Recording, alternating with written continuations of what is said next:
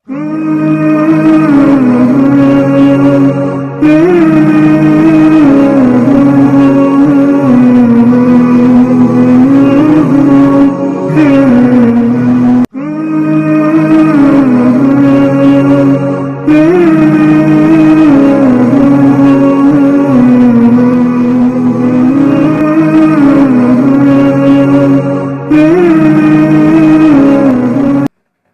کے فرائض اور واجبات کیا کیا ہے اور کتنے ہیں وہ بھی ذرا غور سے سن لے۔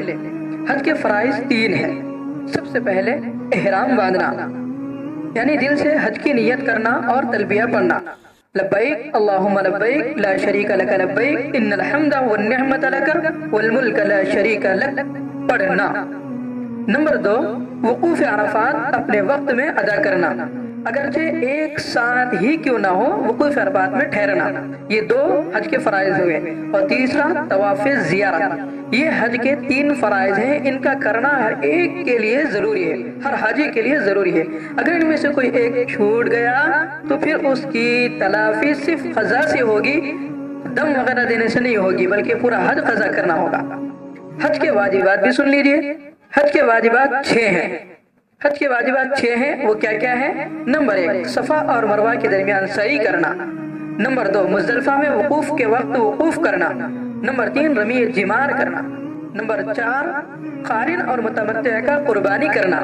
نمبر 5، حلق کرنا، یعنی سر کے بال منڈانا یا تقصیر کرنا، یعنی سر کے بال کروا لینا۔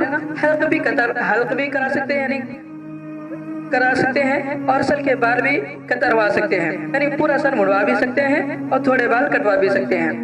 یہ 5 واجبات تو ہر حاجی کے لیے ہے، خواہ وہ مکہ کے رہنے والا ہو یا مکہ کا رہنے والا نہ ہو، ہر ایک کے لیے یہ ضروری ہے، خواہ قارن ہو یا متمتع ہو یا مفرد۔